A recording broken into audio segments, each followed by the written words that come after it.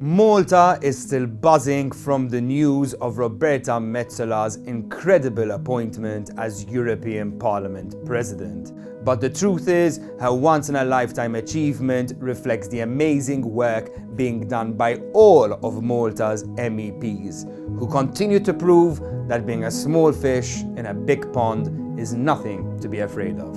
And while they might sometimes fail to get along, their work continues to have a major impact on Malta and the bloc as a whole.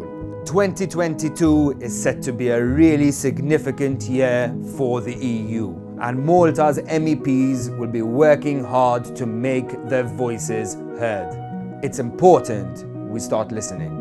Roberta Metsola, of course, will be busy helping steer the parliamentary agenda while also acting as one of the main faces of the entire EU. Her work needs little introduction, but she'll be expected to be the Parliament's voice on a wide myriad of issues affecting the bloc.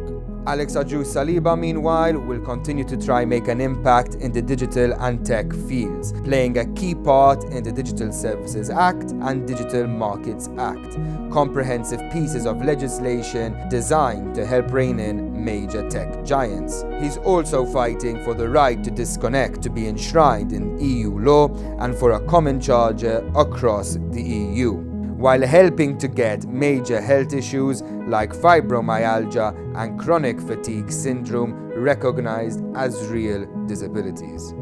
Josiane Kutayar, another Labour Party MEP, has the concerns of small islands like Malta's at the top of her priorities. She's also playing a key role in the digital field, helping to work on legislation that will help build stepping stones that might see the internet enshrined as a human right.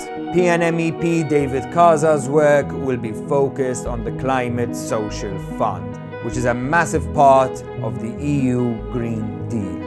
It's going to help build measures and investments that will reduce emissions in road transport and buildings, and as a result, drop costs for vulnerable households, small businesses, and transport users. It's a massive project that will require a lot of effort, and with David Kaza at the helm, Malta will play a key role. Cyrus Engere will also be playing a role on the environmental front, after having represented the EU at COP26. But he's also working on challenging issues like the continuing migration crisis and never-ending civil liberties issues in countries like Poland and Hungary. It looks like it could be a massive year for Engere, with both issues set for major EU legislation over 2022. Last but certainly not least is former Prime Minister Alfred Sant, who won't be contesting beyond 2024. He's working intimately with major financial issues that have a significant bearing on Malta, keeping a keen eye on EU plans to address aggressive tax planning and introduce common tax harmonization. 2022 is set to be an exciting year for Malta's MEPs. They'll be working on some vital legislation that affects both you and me.